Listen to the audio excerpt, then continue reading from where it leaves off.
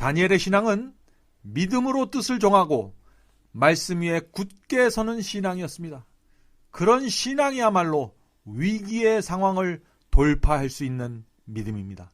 오늘날 많은 사람들은 구원에만 지장이 없으면 아무거나 해도 된다고 생각하죠. 그런데 그러한 생각들은 다니엘의 신앙과는 거리가 먼 신앙입니다. 다니엘의 신앙은요, 사도 바울의 신앙과 같았습니다. 그 말씀이 고린도전서 10장 31절에 있습니다. 그런즉 너희가 먹든지 마시든지 무엇을 하든지 다 하나님의 영광을 위하여 하라. 다니엘은 바로 이런 신앙을 가지고 있었던 것입니다.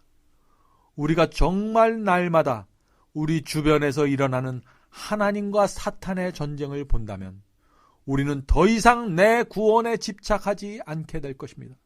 날마다 주님께 나가 주여 제가 어떻게 해야 하나님께 영광을 돌릴 수 있을까요? 제가 무엇을 해야 하나님의 마음에 기쁨을 드릴 수 있을까요? 라고 말하게 될 것입니다. 우리가 이런 마음을 갖고 세상을 살아간다면 하나님께서 우리를 얼마나 귀하게 보실까요? 오늘날 많은 사람들이 다니엘이 밟았던 그 신앙의 단계를 무시하고 있습니다. 다니엘의 경험이 없는 사람이 다니엘의 능력을 탐하고 있는 것이죠. 그래서 교회에 나온 지 얼마 안 된 사람도 방언과 치유 은사를 받기 위해서 기도원을 찾기 위해서 이리저리 다니고 있는 것입니다. 자신의 마음과 생애 속에 죄와 세속을 그대로 붙잡고 있고 진리에 대한 지식이 부족하고 말씀에 충성하는 신앙이 무엇인지 이해하지 못하면서 하늘의 능력을 구하고 있는 것입니다. 다니엘은 고레스 왕 원년까지 있으리라. 지금 제가 읽은 이 한 줄의 말씀 속에 다니엘의 인격과 신앙과 인생이 담겨져 있는 것입니다. 지금 이 페르시아의 고레스 왕 원년이면은요, 그때 다니엘은 이미 80세가 넘은 고령이었습니다. 다니엘은 바벨론의 총리를 지낸 사람인데 기원전 539년에 바벨론이 페르시아에 의해서 멸망당한 그 후에 다시 페르시아의 총리가 된 것입니다. 바벨론의 귀족들과 신하들이 무참하게 죽거나 노예가 되었음에도 불구하고 바벨론에서 가장 높은 총리였던 이 다니엘은 페르시아의 총리로 재임명을 받게 되는 것입니다. 이제 다니엘 2장으로 들어가겠습니다. 다니엘 2장의 배경은 이렇습니다. 느부갓네살 왕 시대에 바벨론 제국은 최대 영토를 가지면서 전성기를 누리게 되었습니다. 느부갓네살 왕은 바벨론 제국이 앞으로 어떻게 될 것인지에 대해서 고민했습니다. 그러던 어느 날 바벨론이 영원히 지속될 것인지 아니면 어떤 다른 제국이 나타나서 바벨론을 멸망시킬 것인지를 염려하면서 잠자리에 들게 되었는데 그날 밤 한 꿈을 꾸게 되었습니다. 느부갓네살 왕은요, 그 꿈이 세상을 지배하는 신으로부터 왔다는 사실을 알았습니다. 그런데 정말 이상한 것은 아침에 잠이 깨는 순간 꿈의 내용이 전혀 생각나지 않는 것입니다. 다니엘 2장 1절을 읽겠습니다. 느부갓네살이 위에 있은지 왕위에 오른지 2년의 꿈을 꾸고 그로 인하여 마음이 번민하여 잠을 이루지 못한지라. 자, 이 말씀은 느부갓네살이 꿈을 꿨는데 무엇인가 중요한 꿈을 꾼 것 같은데 생각이 나지 않아서 번민하는 모습이죠. 느부갓네살은 너무나 답답해서 바벨론에 있는 최고의 지혜자들을 불러들여서 꿈을 알아내려고 했습니다. 그러나 그들은 도무지 알 수가 없죠. 바벨론의 우상을 섬기는 그런 박수와 무당들이 그것을 어떻게 알 수 있겠습니까? 그래서 그 사건으로 인해서 바벨론의 신에는 한계가 있다는 사실이 밝혀지게 된 것입니다. 이 분노한 느부갓네살은 박수와 술사와 무당을 모두 죽이라는 명령을 내리게 됩니다. 그 말씀이 다니엘 2장 5절에 있죠. 너희가 만일 꿈과 그 해석을 나로 알게 하지 아니하면 너희 몸을 쪼갤 것이며 너희 집으로 걸음터를 삼을 것이요. 두려운 명령입니다. 자, 바벨론 왕궁뿐 아니라 국가 전체가 어떻게 됐을까요? 발칵 뒤집히게 되었습니다. 그래서 결국 다니엘이 왕 앞에 나가게 된 것입니다. 자, 이제 다니엘이 바벨론의 신을 섬기는 느부갓네살에게 여호와 하나님 창조주를 소개할 수 있는 기회가 온 것입니다. 오늘날 많은 분들이 이런 질문을 하는 것입니다. 왜 중국은 다니엘서나 요한계시록에 나오지 않습니까? 왜 러시아는 나오지 않습니까? 라는 질문이죠.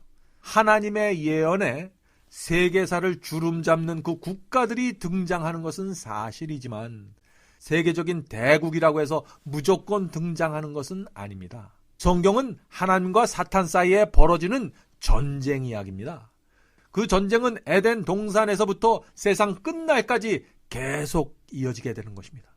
자, 이런 측면에서 성경 말씀을 보면은 우리는 성경에서 중요한 원칙 하나를 발견하게 되는데 그 원칙은 이것입니다. 하나님의 말씀과 예언은 철저하게 하나님과 사탄의 전쟁이 벌어지는 그 현장 중심으로 기록된다는 것입니다. 예언은 철저하게 영적인 전쟁이 일어나는 현장, 진리와 거짓 복음이 싸우는 장소를 중심으로 이루어진다는 것입니다. 그러므로 중국보다 100배 큰 나라가 존재했다고 할지라도 그 나라가 하나님과 사탄의 전쟁, 진리에 대한 전쟁의 중심에 있지 않으면 성경은 그 나라에 대해서 전혀 언급하지 않는 것입니다. 다니엘서에 바벨론이 나오는 이유도 마찬가지입니다. 바벨론이 세계적인 대제국이기 때문에 성경에 나오는 것이 아니라 바벨론이 하나님께서 진리의 보관자로 택하신 그 남방 유다를 침공해서 당신의 백성을 포로로 잡아갔기 때문에 등장하게 된 것입니다. 다니엘 2장에 나오는 이 느부갓네살 왕이 꿈에서 본 신상은 세상 역사에 나오는 대제국의 흥망성쇠와 세상 끝에 대해서 알려주는 예언입니다. 역사가 에드워드 기본경은 대영 백과사전에 느부갓네살의 꿈에 대하여 이런 기록을 남겼습니다. 다니엘 2장에 나오는 느부갓네살 왕의 꿈은 인간 역사의 제국들의 흥망성쇠를 묘사하는 것이다. 하나님께서 느부갓네살 왕에게 주신 꿈은 2600년간의 역사를 요약해서 보여주신 것입니다. 이 세상의 강대국들이 어떻게 세워지고 어떻게 망하게 되는지를 알 수 있는 놀라운 예언입니다. 이 세상 역사가 어떻게 끝나게 되는가를 보여주는 엄숙한 예언이죠. 이 예언은 다니엘서와 요한계시록에 나오는 모든 예언의 기초가 되는 예언입니다. 또 다니엘서 7장에 나오는 적그리스도에 대한 예언도 바로 이 예언의 기초 위에서 세워지게 되는 것입니다. 자, 이제 다니엘이 설명하는 느부갓네살 왕의 꿈을 좀 살펴보도록 하겠습니다. 하나님께서 느부갓네살 왕에게 주신 꿈은 두 장면으로 구성되어 있습니다. 첫 번째 장면은 2600년간의 세상 역사를 한눈에 보여주는 예언입니다. 그리고 두 번째 장면이 있는데 이 두 번째 장면은 세상 역사가 어떻게 끝나게 될 건가를 보여주고 있는 것입니다. 세상 역사의 마지막 장면이죠. 자, 그러면은 이제부터 첫 번째 장면을 먼저 살펴보겠습니다. 다니엘서 2장 31절부터 33절입니다. 왕이여 왕이 한 큰 신상을 보셨나이다. 그 신상이 왕의 앞에 섰는데 크고 광채가 특심하며 그 모양이 심히 두려우니 그 우상의 머리는 정금이요 가슴과 팔들은 은이요 배와 넓적다리는 노시요 그 종아리는 철이요 그 발은 얼마는 철이요 얼마는 진흙이었나이다. 느부갓네살이 본 이 신상의 머리는 금으로 되어 있다고 했습니다. 그 말씀이 다니엘 2장 31절과 32절에 있죠. 왕이 한 큰 신상을 보셨나이다. 그 우상의 머리는 순금이요. 자, 순금으로 된 머리는 무엇을 뜻할까요? 그것은 바벨론을 뜻합니다. 이 바벨론은 BC 606년부터 539년까지 존재했던 국가입니다. 바벨론은 67년이라는 아주 짧은 기간 동안 존재했던 나라죠. 이 금머리가 바벨론이라는 사실을 그런데 우리가 어떻게 알 수 있을까요? 우리는 추측할 필요가 없습니다.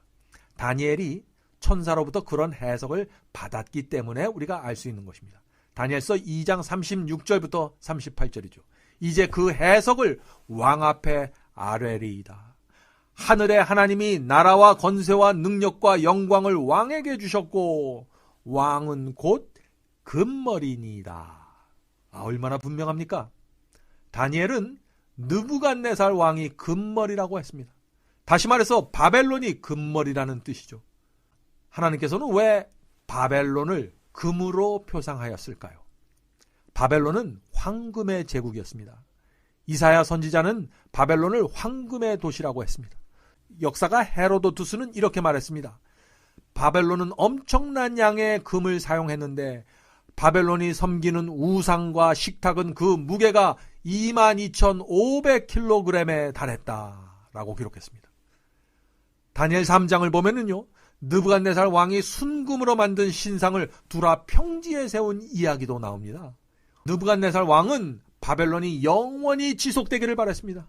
그래서 그의 무덤 비석에는 이렇게 기록되어 있죠. 오 바벨론이여, 내 눈을 기쁘게 하는 바벨론 왕국의 영광이여, 너는 영원히 지속될지어다. 그러나 하나님께서 정하신 예언의 시간이 되자 황금의 제국 바벨론은 무너져고 말았습니다. 두 번째 나라가 나타났습니다. 자, 그 두 번째 나라는 어떤 나라일까요? 가슴과 두 팔로 된 은으로 된 나라입니다. 자, 다니엘 2장 39절의 그 해석을 보겠습니다. 왕을 뒤어, 바벨론 왕을 뒤어 왕보다 못한 다른 나라가 일어날 것이요. 자, 다니엘은 금으로 상징된 그 바벨론이 무너지면 그보다 못한 은으로 상징된 나라가 그 뒤를 이어서 나타날 것이라고 말했습니다. 하나님께서 각 나라의 특성을 금속과 기가 막히게 연결시켜 놓으셨는데 페르시아는 은으로 상징해 놓으신 것입니다. 왜냐하면 이 페르시아는요, 은으로 세금을 거둔 최초의 제국이었습니다. 그래서 한 역사가는 페르시아에 대해서 이렇게 기록했습니다. 마치 은이 가치에 있어서 금보다 못한 것처럼 바벨론에 이어서 세계적인 왕국이 되었던 이 페르시아는 부와 영화에 있어서 바벨론보다 못하였다. 그러나 페르시아는 은이 많기로 유명했다. 페르시아 제국에서는 최초로 각종 세금을 은으로 지불했었다. 그러므로 페르시아 제국은 은으로 심히 부요해졌다. 자, 이제 세 번째 나라, 배와 넓적다리의 나라로 넘어가겠습니다. 자, 배와 넓적다리는 무엇으로 되어 있습니까? 노스로 되어 있다고 했습니다. 다니엘 2장 32절에 그 말씀이 있죠. 배와 넓적다리는 노시오. 자, 이 나라는 어떤 나라일까요? 다니엘의 해석을 먼저 보죠. 다니엘 2장 39절의 해석을 이렇게 합니다. 셋째로, 셋째 나라는 녹 같은 나라가 일어나서 온 세계를 다스릴 것이며, 이 세 번째 나라를 찾으려면 어떻게 찾을까요? 역사 속으로 들어가 보면 압니다. 우리가 역사책이나 인터넷에서 페르시아를 멸망시킨 나라를 찾으면 되는 것입니다. 자, 어떤 나라가 페르시아를 멸망시켰을까요? 그리스입니다. 그리스는 BC 331년부터 168년까지 지속되었던 나라죠. 그런데 놀라운 사실은요, 성경은 그리스, 이 헬라가 나타나기 200년 전에 이미 그 나라의 이름을 언급하고 있다는 것입니다. 우리가 이 사실을 다니엘 8장을 연구할 때 확인할 것입니다.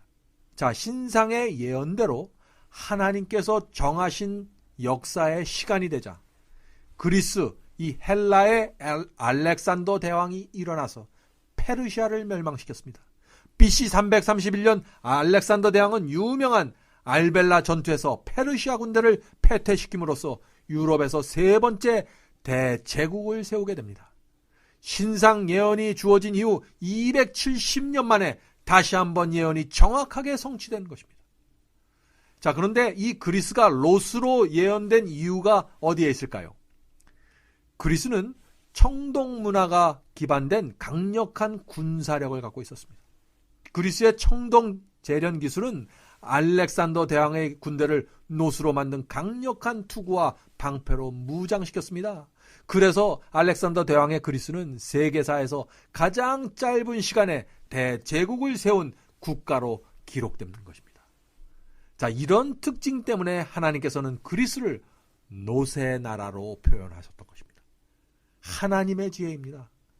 이 세계를 제패했던 그리스 제국도요, 하나님께서 정하신 시간이 되자 그 신상의 예언 그대로 다시 무너지게 됩니다. 보이지 않는 하나님의 손이 또 다른 제국의 길을 열어놓는 것입니다. 사랑하는 성도 여러분, 신상 예언은 다니엘 시대부터 2600년 동안의 역사를 보여주는 놀라운 예언입니다. 다니엘서 2장은 지구 역사의 줄거리를 정확하게 기록해 놓은 예언서입니다. 이 세상 역사가 어떻게 끝나게 되는지를 보여주는 예언입니다. 이렇게 지구 역사를 끌어가는 하나님께서 지금 저와 여러분의 생애를 인도하고 계신 것입니다. 여러분들이 그 사실을 기억한다면 하루를 살 때 살아있는 하나님의 손을 붙잡고 살아가게 될 것입니다. 우리가 원하기만 하면 진리를 통해서 우리를 하늘까지 인도해 주실 것입니다.